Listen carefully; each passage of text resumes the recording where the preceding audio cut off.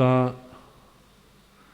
जीर्ण वयण जे करेंति भावेण अमला असंकिलिठा ते हुंति परित संसारी।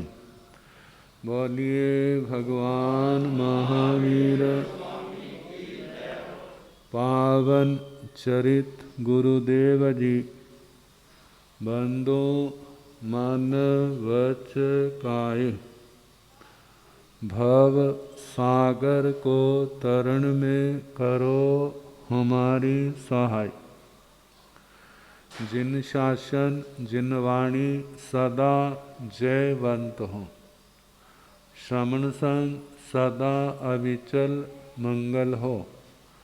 मुक्ति को प्राप्त श्रमण भगवान महावीर स्वामी, उनकी परम पावन कल्याणी भागवती वाणी वाचक प्रमुख श्री इंदर भूति गौतम आदि गणधर भगवंत जुग प्रधानाचार्य परम पूज्य श्री सुधर्मा स्वामी जी महाराज, उनकी परम पावन पाठ परंपरा वर्तमान आचार्य ध्यान योगी परम पूज्य श्री शिव मुनि जी महाराज एवं गुरुजन सबके पावन चरण सरोजों में मेरा अनंत अनंत वार वंदना नमस्कार।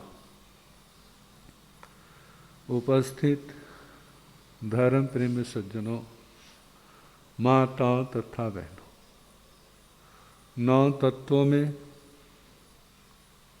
आश्रव और संबर का वर्णन चल रहा है और उसमें भी मिथ्यात्व और सम्यक्त्व। सम्यक्त्व सत्य है और मिथ्यात्व झूठ है। यदि आपको ये ज्ञान हो जाए ना, सच और झूठ क्या है, फिर आप अपने आप को देखो तो आपको बड़ा ख्याल आएगा। किस बात का? कि मैं सच्चा हूं या क्या हूं? झूठा हूं। कितना झूठा? कहते इसको पहले समझना बड़ा मुश्किल है, दूसरा फिर अपनाना और भी मुश्किल है। सच को झूठ को समझना मुश्किल, झूठ को छोड़ना और सच को अपनाना और भी मुश्किल। वे काम जिनका परिणाम दुख है और वे कार्य जिनका परिणाम समाधि है, इनकी जानकारी होना।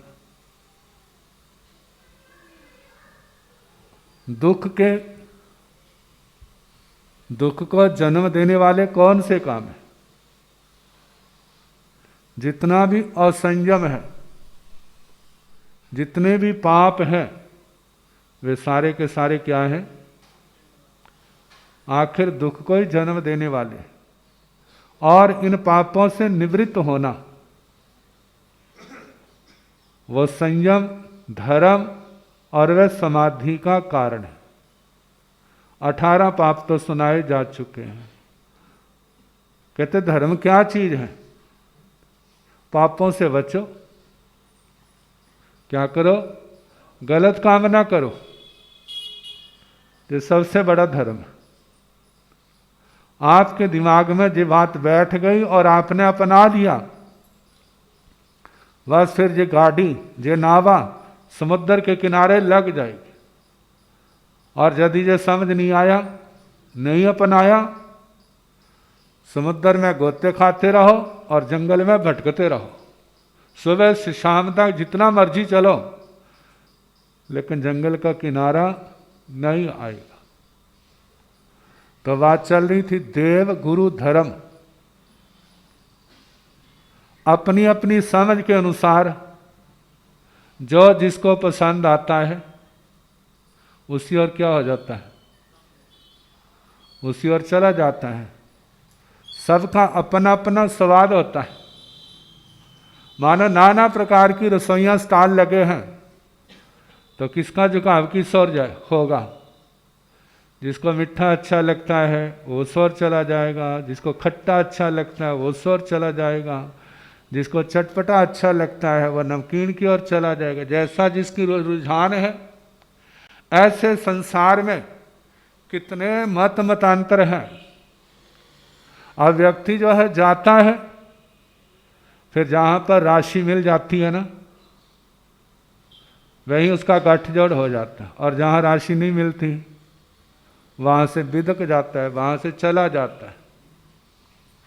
अब सच को समझना और अपनाना, इसमें तो जोर बहुत लगता है। अब कैसे जाना जाए सच क्या है झूठ क्या है? तो सीधी सी बात है, जिन्होंने सत्य को पहचान लिया है, अपनाया है, ऐसों की शरण मिले तभी किनारे लग सकते। अब आप देखो, जे कौन कहता है हम झूठे हैं, हमारे पास झूठ है। जितनी बाजार में दुकानें हैं, क्या कोई झूठी दुकान भी है भला? बोलो, कोई झूठी दुकान है? सबके ऊपर लेबल बोर्ड कैसे लगे हुए हैं, और देखा जाए तो सच्ची कौन सी है भला? सच्ची दुकान कौन सी है संसार में, बाजार में कौन सी है? कहते हमारे दुकान और सच, क्या दोनों का मेल है? जहां पहले परीक्षा होती है, अब ग्राहक पूछता है ये कितने का लाए हो, कितने का लाए हो, और क्या कहते हो, कितने का लाए हो, बताते हो भला? कहेंगे हमारे बताना अपने गले में गुट्ठा देना है। फिर सबकी अपनी अपनी भाषा। कहा देखा जाए दुकान और सच यदि जो दोनों मिल जाए तो वह जो गद्दी है ना, तीर्थ स्थान बन जाए। दुकान और सच दोनों मिल जाए तो तीर्थ स्थान मंदिर नहीं, वह कौन सा बन जाएगा? वह गद्दी बन जाएगी। कारण, क्योंकि वहां पर सच है। जहां सच है वहां भगवान है, और जहां पर सच नहीं वहां पर भगवान भी नहीं। कहते हैं एक भिखारी मंदिर के सामने, धर्म के स्थान सामने सुबह से लेकर शाम तक लोगों से मांगता रहा। लोगों ने देना तो क्या, उसके और मुंह उठा के भी नहीं देखा। जब कुछ नहीं मिला तो ठेके के आगे से निकल रहा था। भूख तो लगी थी, सुबह से ही मांग रहा था, अब शाम को मांगे तो क्या आश्चर्य। तो कोई भाई जा रहा था, कहने लगा भूख बहुत लगी है, किसी ने कुछ नहीं दिया। उसने जेब में हाथ डाला और 100 का रुपया, 100 का नोट उसको पकड़ा दिया। जब पकड़ा दिया ना, कहने लगा हे भगवान, मेरे को बड़ी हैरानी हो रही है, तैने एड्रेस तो कहीं का दिया है, एड्रेस कहाँ का दिया है, मैं कहाँ रहता हूँ और रहता कहाँ पर है? कहते वहां पर सारा दिन मांगता रहा, किसी ने 1 रुपया भी नहीं दिया, और जहां एक बार मांगा कितना दे दिया। तो इसका मतलब भगवान जहां रहता है। क्या समझूं? कहा जे संसार सच और झूठ पराया करके जो पाप करते हैं ना, सरल होते हैं, वो डरते भी हैं, कहते गलत काम तो कर रहे हैं लेकिन इनका परिणाम भी हमारे को भोगना पड़ेगा। तब बीच बीच में वो अच्छे काम भी कर लेते ताकि जो अच्छा काम हमारे लिए क्या हो जाए, हमारा सहारा बन जाए। लेकिन जिनकी आत्मा, जिसको कहते हैं चीड़े कपड़े की तरह, चीड़ा कपड़ा क्या होता है बताना तो नहीं पड़ेगा, जिसको चिकनाई लगी हुई और मैला है और उस पर रंग चढ़ाना चाहो तो उसके ऊपर 2-4 काले धब्बे पड़ भी जाए तो कोई फर्क नहीं पड़ता। जिनकी आत्मा ऐसी मैली है, कहते उसके ऊपर, कहते कोई बात नहीं, ये तो दुनिया है, ऐसे ही चलता है, ऐसे चलने लगे जैसा संत कहते हैं ना, फिर तो बस हम भी भूखे रहेंगे और ये संत भी भूखे रहेंगे। तो बात चल रही है देव, गुरु और धर्म। दुनिया ने अपनी अपनी समझ के अनुसार बहुत देव बनाए। हम किसको कहें सच है, किसको कहें झूठ है। पुराने जमाने में तो कह देते थे, लेकिन आजकल तो वो कहने का जमाना नहीं है। कहते तुम ही देखो, आपका भाग्य, आपका भविष्य आपके हाथ में है। आपने इसका निर्णय करना है, अच्छा क्या है बुरा क्या है। संत तो केवल जैसे ना गणित के फार्मूले होते हैं, ऐसे फार्मूले दे देते हैं। अब देखो कहाँ सच है कहाँ झूठ है। और यदि आपका फार्मूला ठीक लग गया तो उसका आंसर ठीक आएगा, और यदि वो नियम ठीक नहीं लगा, गड़बड़ हो गई, तो उसका उत्तर भी ठीक नहीं आएगा। कहा है दुनिया के अंदर बड़े अच्छे अच्छे लोग भी बैठे हैं जिनकी अपनी मर्यादाएं हैं और उन मर्यादाओं के अनुसार चलते हैं और उनके परिणाम भी बड़े अच्छे होते हैं। लेकिन सब कुछ शुद्ध है ऐसा नहीं कहा जा सकता। सब कुछ शुद्ध है ऐसा नहीं कहा जा सकता। सब कुछ शुद्ध जहां है वास्तव में वही परमात्मा का स्थान है, जहां पर कोई मैलापन नहीं है, जहां पर किसी प्रकार का अधूरापन नहीं है, जहां पूर्णता है, जहां कोई दोष नहीं, वो आत्मा क्या है, परमात्मा का रूप। कई कह देते हैं महाराज, जैसे आप कहते हैं ना मोक्ष हो जाता है, जन्म मरण से छुटकारा हो जाता है, तो जैसे आज तक कितने के लोगों का हो गया है, कहते अनंता का। कहते ऐसे एक एक करते सारे मोक्ष में पहुंच जाएंगे तो इस संसार का क्या होगा। तो हम तो कहते हैं इसकी आप चिंता क्यों करते हो, संसार का क्या होगा।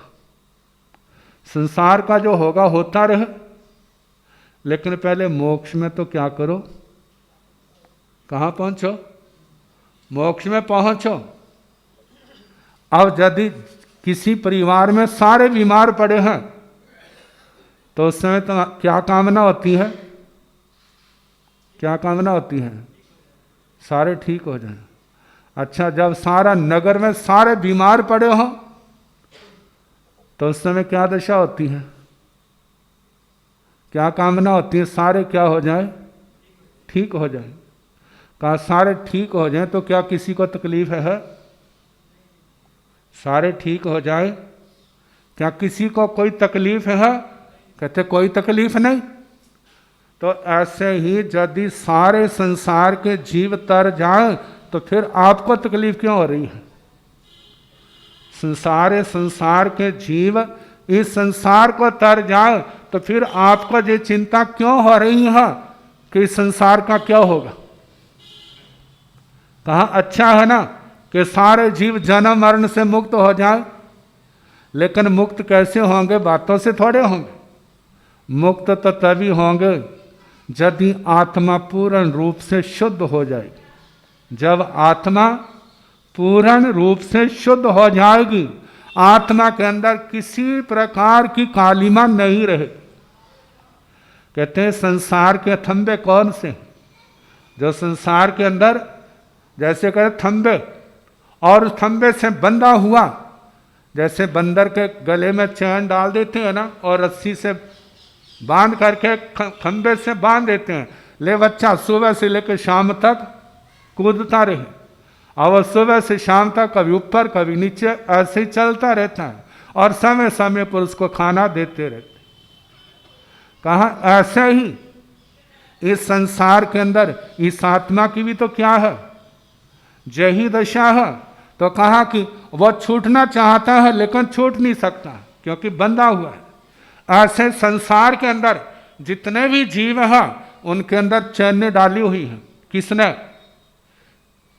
संसार का, इस संसार को जो चलाने वाला है। कहते हो चलाने वाला कौन है? कहते चलाने वाला मोह। कौन है? मौनी कर्म है। इसका चाहे नाम कुछ रख लो, उससे कोई फर्क नहीं पड़ता। कहते हैं उसके 3 जबरदस्त सेनापति हैं, किसी को बाहर निकलने नहीं देते, और सबको क्या किया है? एक तो गले से पकड़ा है, एक कमर से पकड़ा है, और एक पैरों से जकड़ा हुआ है। ले भाई जा, तू कहां जाता है? और वह खंबे कौन से हैं? पहला है काम। पहला सा कौन है? काम। दूसरा है क्रोध, और तीसरा है लोभ। गीता के अंदर इसी बात को कहा है, त्रिविधम नरकस्येदम द्वारम नाशनम आत्मने, काम क्रोध तथा लोभ तस्मात् एतत्त्रयं त्यजेत।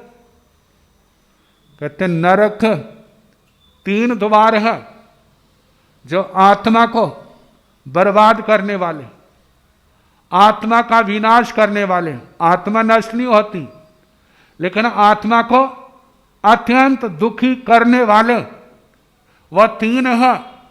वे कौन से हैं? पहला काम, दूसरा क्रोध, तीसरा लोभ। अब देखो भला, ये जंजीरें किसके नहीं पड़ी हुई? संसार के अंदर कौन इनसे मुक्त है? जो इनसे पूर्ण रूप से मुक्त है, देखा जाए वही परमात्मा का रूप होगा, जिसके अंदर ना काम है, कोई चाहना नहीं, ना क्रोध है, और ना किसी प्रकार का लोभ है। कहते इन 3 को समझो। जो आत्मा जिसने इन 3 खंभों को उखाड़ दिया है, समझना वो संसार के वृक्ष को उखाड़ सकता है। जिससे जो नहीं उखड़ते, उससे जन्म मरण का चक्कर भी उससे खत्म नहीं होगा, समाप्त नहीं होगा। तो इनको उखाड़ने के लिए किसकी जरूरत है? ताकत की, शक्ति की। वह शक्ति कहीं बाहर से नहीं लानी, वह सारी की सारी शक्ति हमारी आत्मा के अंदर है, लेकिन वह सारी की सारी दबी हुई है। सारी की सारी दबी हुई है। कैसे दबी हुई है भला? जैसे किसी के घर के अंदर खजाना दबा हुआ है, लेकिन पता नहीं है, और सुबह से लेकर शाम तक कोल्लू के बैल की तरह क्या है, घूमता रहता है, घूमता रहता है, कुछ नहीं बनता। आप कहते तेने मकान बनाना, कहते कहाँ से बनाओ, मेरे पास है ही कुछ नहीं। और यदि कोई उसको बता दे तेरे घर के फलाने कोने में इतने अरब सोने की मोहरें दबी हुई हैं, पहले तो उसको विश्वास ही नहीं आएगा। आप मानो उसको खोद करके दिखा दे तो फिर उसके बाद क्या होगा? फिर तो दुनिया का बादशाह बन जाएगा। फिर कहता है ऐसे भवन तो मैं लाखों बना दूं। कहा ऐसे ही हमारी आत्मा के अंदर वो अनंत बल है, लेकिन हमने ही पाप कर्मों के आचरण से उसको क्या किया हुआ है? दबाया हुआ है। वैसे बदसूरत कोई नहीं होता, बदसूरत कोई नहीं है। यदि कोई साफ सुथरा रहता है, यदि वो सदाचारी है, तो उसकी उसी शरीर के अंदर सुंदरता प्रकट हो जाएगी। यदि वो सदाचारी नहीं है, उसका जीवन निष्पाप नहीं है और वो साफ सुथरा नहीं रहता है, तो वही क्या बन जाएगा? दरिद्र नारायण का पुतला बन जाएगा। वही क्या बन जाएगा? बदसूरत बन जाएगा। कहते हैं जिसके अंदर सदाचार है उसकी आंखों में तेज होगा, उसकी आत्मा में सुंदरता होगी। लेकिन जिसकी आत्मा के अंदर सदाचार नहीं, सद आचार नहीं, पाप कर्मों का त्याग नहीं, चाहे वह कितना नहा तो ले, चाहे कितने सेंट वगैरह लगा ले, कितने बढ़िया कपड़े पहन ले, उसके अंदर वह सुंदरता वो नहीं आएगी। तो कहा जो कैसे प्रकट? सब कुछ आत्मा के अंदर है।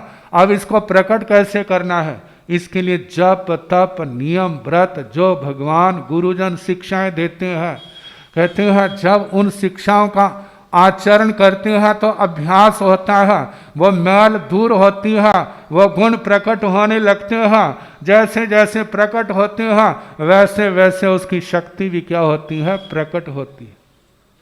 जब शक्ति प्रकट होती है आत्मा के अंदर, फिर जितने दोष जो आसन जमा करके आत्मा के अंदर बैठे हुए, काम क्रोध मद लोभ विकार जितने भी है, फिर इनके क्या होते हैं? पाम उखड़ने लगते हैं।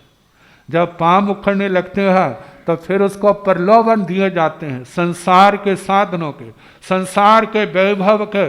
दुनिया के अंदर जैसे जैसे उसका पुण्य बढ़ता जाता है, सब कुछ उसके पास आता है। जब शक्ति है और उसके साथ पुण्य संपदा है, जो धन दौलत आते हैं, जिसके अंदर विवेक हुआ तो ईश्वर से विमुख हो जाएगा। यदि विवेक ना हुआ तो इन्हीं के अंदर क्या हो जाएगा? उलझ जाएगा और फंसाने वालों का जाल सफल हो जाएगा, फिर संसार के अंदर फंस जाएगा। लेकिन जिसके अंदर विवेक का दीपक जल रहा है, चाहे कितना कोई संसार का क्यों ना मिल जाए, लेकिन सोचता हमें कुछ नहीं चाहिए, जे सारे क्षणिक है, जे सारे विनश्वर हैं, मेरे को तो शाश्वत की चाहना है। वो शाश्वत कौन? जो कर्मों के क्षय से मिलता है, जो वो परमात्मा का स्थान, वो परमात्मा का स्थान आत्मा के अंदर कैसे प्रकट होगा? जैसे पत्थर में से मूर्ति निकलती है, उसके जितने जो ज्यादा अंश है सब निकाल देते हैं तो वहीं पर मूर्ति प्रकट हो जाती है। ऐसे जब आत्मा के जो जितने दूषित अंश हैं सारे के सारे निकल जाएंगे तो यही आत्मा परमात्मा का रूप बन जाएगा। तो कहा जिनकी आत्मा पूर्ण रूप से निर्मल है, जिनके अंदर कोई दोष नहीं पाया जाता और जो सर्वज्ञ सर्वदर्शी है, क्योंकि सारे गुण प्रकट हो गए, अब उनको ये नहीं कहना पड़ता तुम मेरे को परमात्मा मानो। कहते तुम्हारे मानने से क्या होगा? किसी के मानने से कोई परमात्मा नहीं बन जाता और किसी के नहीं मानने से वो परमात्मा का स्थान उसके हाथों से नहीं निकलता है। तो कहा इस आत्मा को सुधारने का प्रयास करें। जो आत्मा को सुधारने का प्रयास ही जो क्या है? धर्म की आराधना है, परमात्मा के मार्ग पर चलना है, जो शांति और समाधि का मार्ग है। अब इसके संबंध में और जैसे वर्णन आएगा, कल जैसा समय होगा सुनाने का प्रयास करें।